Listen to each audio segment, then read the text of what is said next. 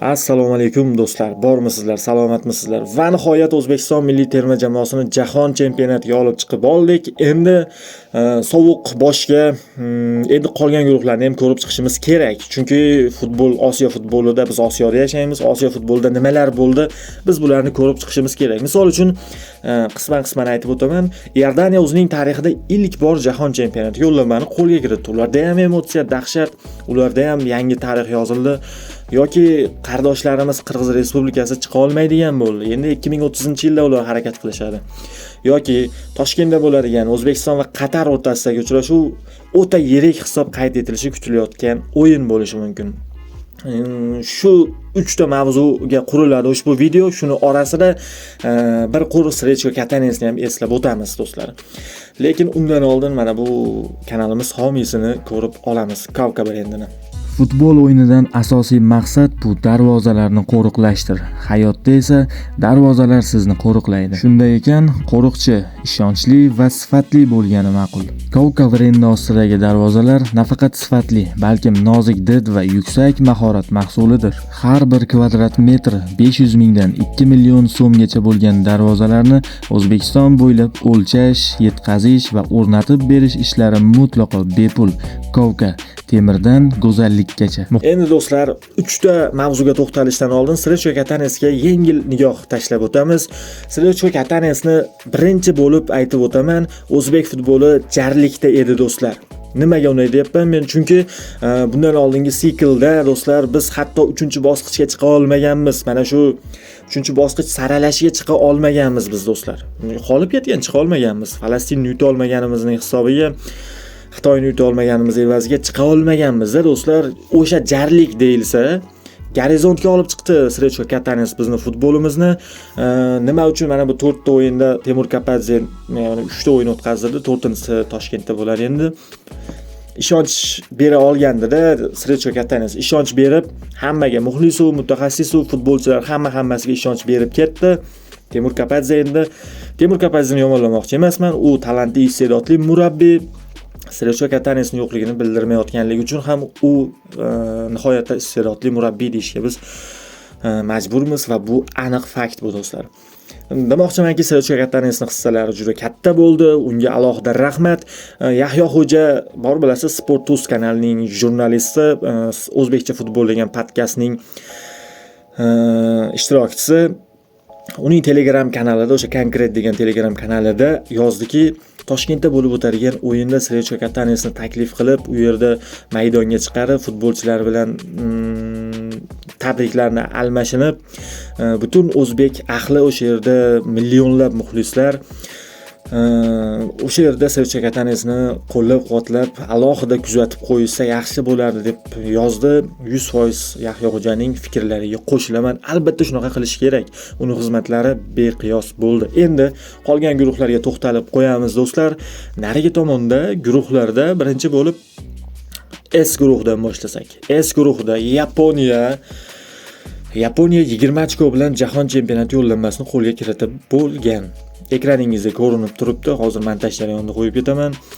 Avstraliya 16 ochko bilan hali rasman jahon chempionatiga chiqqani yo'q, chunki oxirgi o'yin Saudiya Arabistoni bilan bo'ladi. Saudiyada 13 ochko bor. Avstraliyani yutganda ham 8-0 hisobida yoki 9-0 hisobida yutsa, o'shandagina Saudiya chiqishi mumkin. Bu degani do'stlar, ko'p ehtimol Avstraliya chiqdi. Norasmiy bo'lsa-da chiqdi Avstraliya. Saudiya Arabistoni va Indoneziya aniq bular menimcha play-offlarga qolib ketishdi. Bahrayn va Xitoy bular 6 ochkodan, bular endi 50-0 hisobiga yutsa ham o'zini raqiblarini, endi ular chiqa olishmaydi, chunki 6 ochkodan. Indoneziyada 4 ochko. Indoneziya futbolini juda o'sganligini, bu yil Yaponiyani ham, Avstraliyani ham, Saudiyani ham qiynaganligini alohida inobatga olib qo'yishimiz kerak do'stlar. Endi esa B guruhiga to'xtalamiz. B guruhida Janubiy Koreya 19 ochko bilan chiqdi, rasman chiqdi. Va Iordaniya o'zining tarixida ilk bor jahon chempionati yo'llanmasini qo'lga kiritdi do'stlar.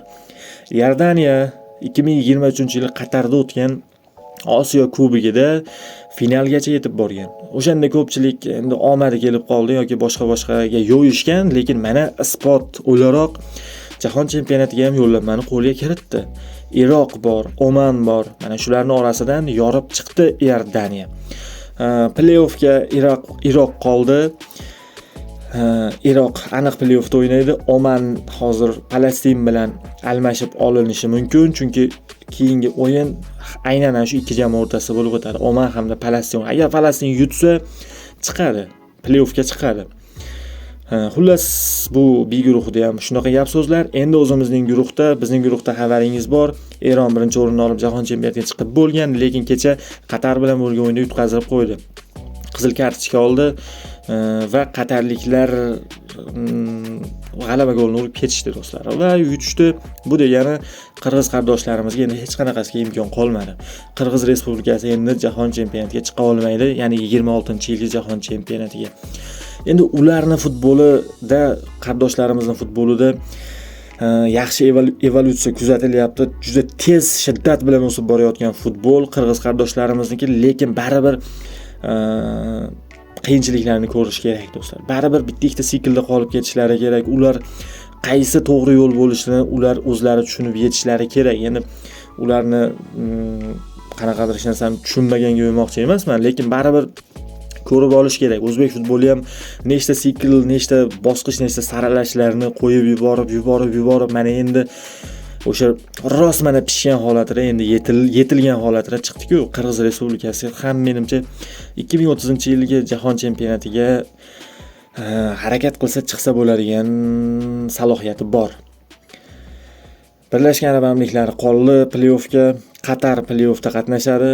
Bizning guruhda o'sha aytganimdek qarindoshlarimiz va Shimoliy Koreya chiqa olmaydigan bo'ldi. Bu o'lim guruhi A guruh do'stlar. Men boshidan aytib kelaman. Mana bu guruh qura tashlangandan beri aytib kelaman. Ko'pchilik o'lim guruhi, S guruhi, ya'ni Yaponiya, Avstraliya, Saudiya, Indoneziyasi bo'lgan guruh deyishdi. Yo'q do'stlar.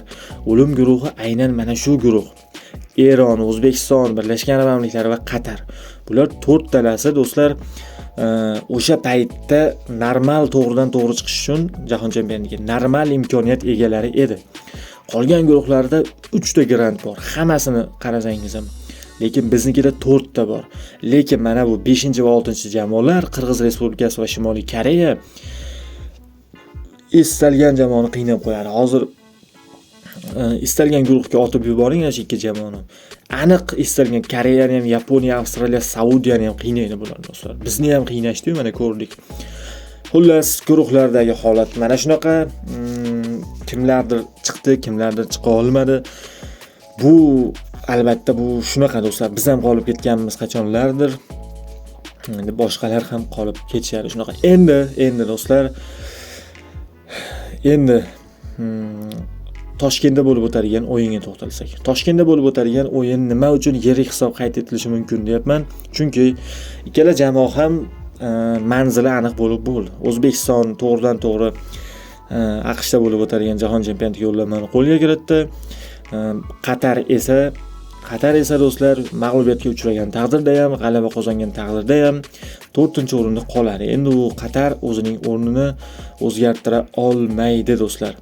Ya'ni 4-o'rinmi yoki 3-o'rinmi umuman farqi yo'q demoqchiman.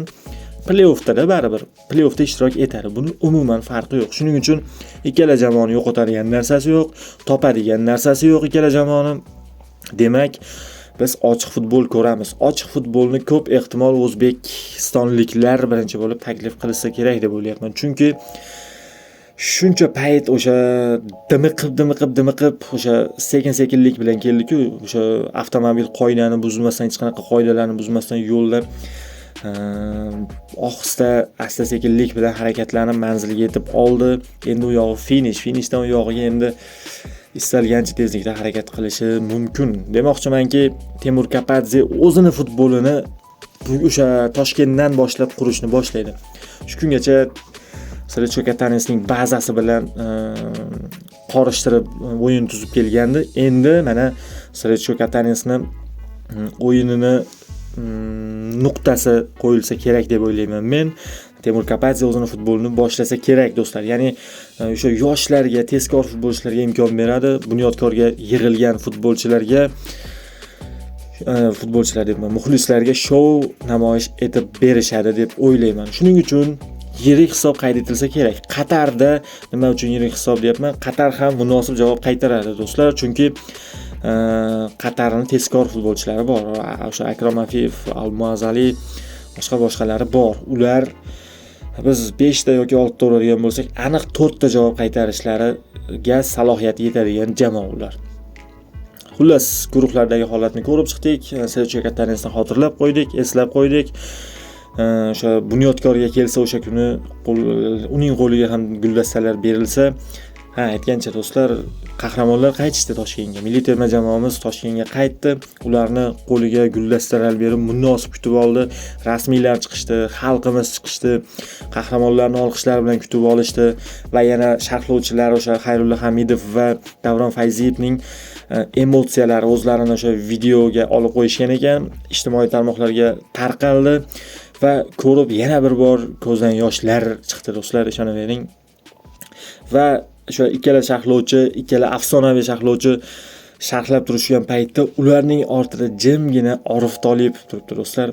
Qanaqa qilib chidadi, men hayronman ochig'i, chunki men o'zim telefonda video ko'rib, o'sha futbolni ko'rib o'tirgan paytim emotsiya bilan o'tirdimda, baqirdim, kerakli paytda jim turdim, olqishladim kerakli paytda.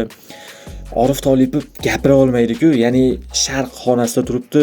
U sharh xonasida gapiradigan bo'lsa, uning ovozi ham translyatsiyada ketib qolishini biladi va u jim turibdi, o'sha videoga chiqib qolgan. So'zsiz emotsiyalarini bu videoni ko'rishingiz kerak. Telegram kanalimga tashlab qo'yaman do'stlar. Telegram kanalimga o'tib ko'rib qo'yishingiz mumkin. Xullas, mana shunaqa gap so'zlar do'stlar. Bu til bilan ta'riflash imkonsiz bo'lgan kadrlar edi do'stlar. Buni ko'rib qo'yishingiz kerak albatta. Allaqachon ko'rgan bo'lishingiz ham mumkin. QR kod turibdi do'stlar. U nimaga turibdi desangiz, ko'pchilik hayron qolishi mumkin. Nima uchun qo'yib qo'ydi buni deb. Bu donat uchun do'stlar. Kimdir agar donat qilishni ixtiyor qilgan bo'lsa, bemalol mana shu QR kod orqali kirib donat qilishi mumkin istalgan summasini. Xullas, o'zingizni ehtiyot qiling. Ko'rishguncha salomat bo'ling. Ertadan boshlab Qatar futboli haqida sekin-sekin ma'lumotlar chiqishni boshlaydi. U qizig'i yo'q bu ma'lumotlarni hech kimga bilaman, lekin baribir chiqarishga majburmiz. O'zingizni ehtiyot qiling. Ko'rishguncha salomat bo'ling.